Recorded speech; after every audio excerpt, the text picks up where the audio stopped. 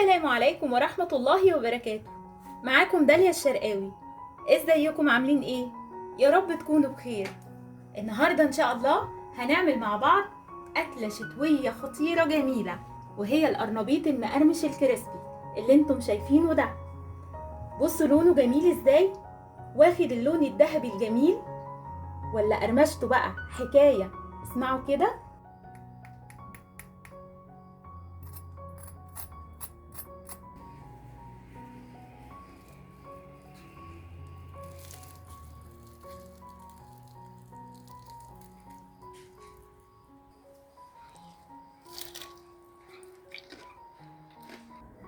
ناخد كمان بقى من الطومية اللذيذة دي، كنا عاملينها قبل كده مع بعض.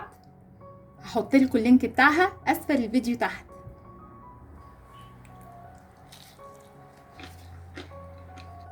يلا نبدأ بسم الله. بس قبل ما ابدأ الفيديو، يا ريت لو اول مرة تشوفوا قناتنا على اليوتيوب ما تنسوش تعملوا اشتراك وتفعلوا الجرس عشان يوصلكم كل فيديو جديد بننزله. ولو عجبتكم الوصفة لايك وشير. يلا نعمل القرنبيط بتاعنا بقى. القرنبيط على فكرة في الدول العربية بيسموه كده تقريبا نبات الزهرة، عشان الزهرات بتاعته دي. بختار القرنبيط بتاعي كده اللي الزهرات بتاعته بتكون متقاربة كده ومليانة، مفيش فراغات بينهم وبين بعض زي ما انتوا شايفين كده بالشكل ده، وبيكون لونها ابيض كده، تحس ان القرنبيطة كده كاسية ولونها ابيض. كمان بيكون الورق اللي فيها ده بيكون اخضر بالشكل اللي انتم شايفينه ده، معناها كده ان القرنبيطه بتاعتي طازه. تمام كده. تعالوا بقى نشوف هنقطعها ازاي. هبتدي بقى اشيل الجزء ده كده زي ما بعمل بالظبط في الكرنب. اشيل الجزء ده كده.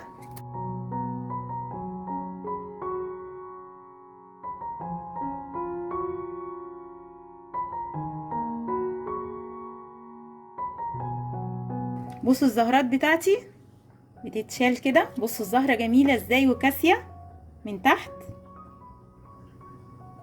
هبتدي بقى اقطع. اشيل بس الجزء ده الاول كده. شلناه.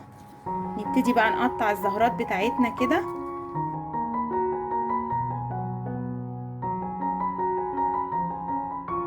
هتطلع معانا كده اهي، هي بتفصل لوحدها الحجم طبعا اللي احنا عايزينه. بصوا هاجي برضو للجزء ده اللي هو فيه الجزء الناشف ده، الورق الناشف ده بشيله كده بقشره، لان ده بياخد وقت في التسوية. عقبال ما بيستوي معايا بيكون الزهرة اتهرت، فانا بقشرها كده بالشكل ده كده. حط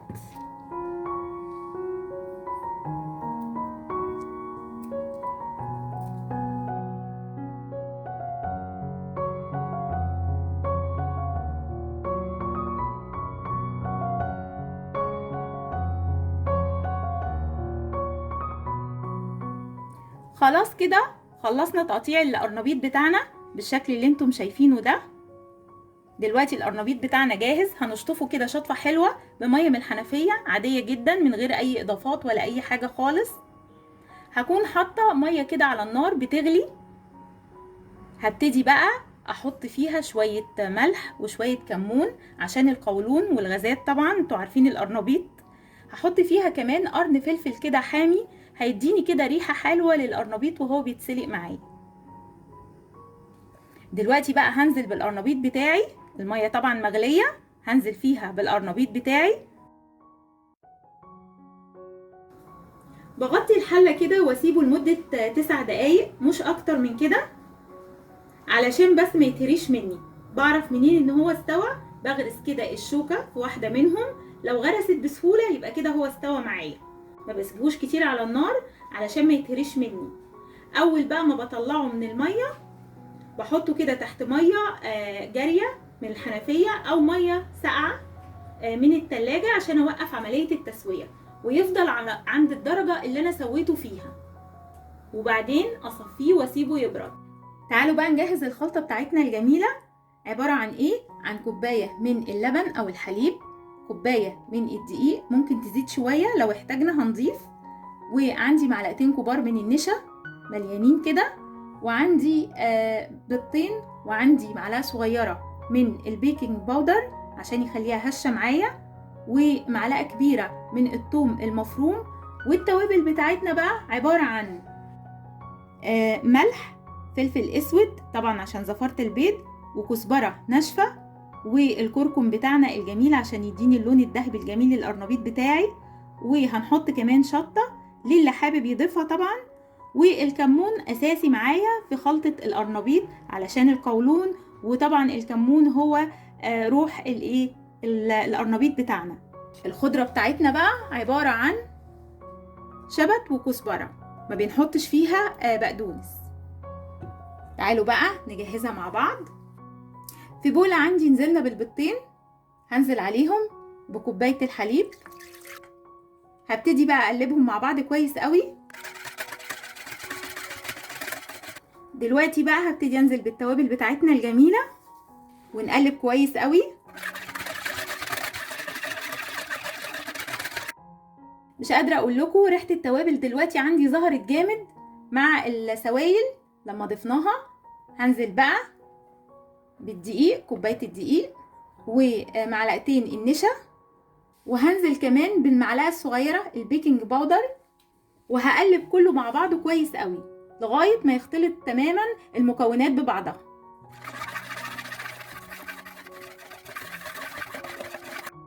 بصوا القوام مش تقيل، تحس ان هو سايل شوية، ده اللي احنا عايزينه، وما بقاش عندي في المكونات بتاعتي اي كلاكيع. هبتدي بقى اضيف معلقة الثوم الكبيرة المفرومة. هنزل دلوقتي بقى بالخضرة بتاعتي.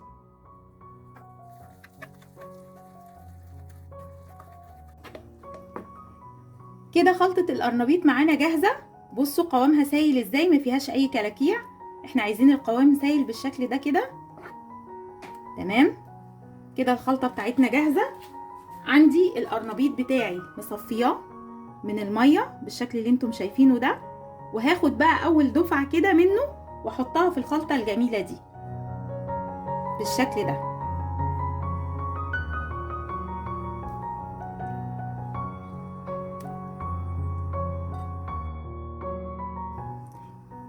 هنغلفه بالشكل اللي انتم شايفينه ده كده، لازم نكون عليها الخضرة كده ويكون بالمنظر ده. وهبتدي بقى اجهز خليط التغليف اللي هنزل بيه، وبعدين اخده اسويه على النار على طول. هنجهز بقى خليط الدقيق اللي هنغطي بيه القرنبيط بتاعنا. في الطبق ده انا حاطه كوبايه كده من الدقيق، حاطه عليهم شويه صغيرين من الملح، وهحط عليهم كمان نص معلقه صغيره من البيكنج باودر. مش هنكتر بيكنج باودر علشان القرنبيط بتاعنا ما يشربش زيت كتير. هنقلب كويس قوي، وبعدين هحط معلقتين كبار من النشا علشان هو اللي بيديني الطعم المقرمش الجميل.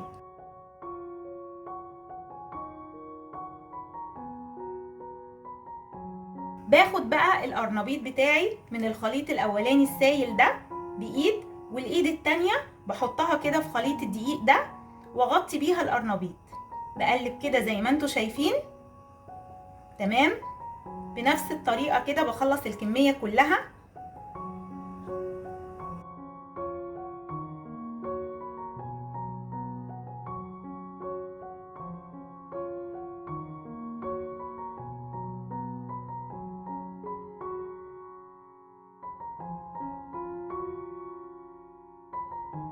نيجي بقى للقلي. اول ما نخلص الكمية بتاعتنا لازم يكون عندي كده الزيت سخن في طاسة عميقة على النار. هسخن زيت غزير. اول ما اخلص الكمية بتاعتي هنزل بيها في الطاسة على طول. هوطي النار شوية صغيرين بس، وهبتدي احمر. الخلطة مش بتنزل مني زي ما انتم ملاحظين علشان الكفر اللي احنا عاملينه من الدقيق. في ناس بتحمر بالخلطة السايلة بس، ينزل منها كده شوية في الزيت وهي بتتقلي.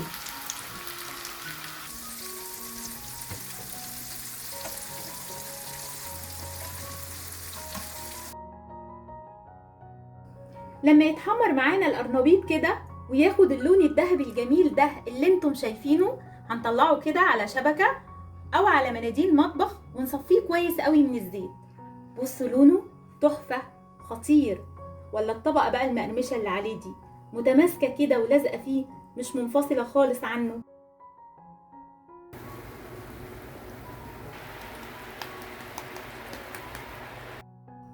عملنا النهاردة أكلة شتوية جميلة، بس يا ريت ما تكتروش منها علشان أضرار القلي اللي انتم عارفينها، وربنا بقى يسامحنا على الجريمة اللي احنا ارتكبناها النهاردة دي. جربوها وقولوا لي آراءكم في التعليقات.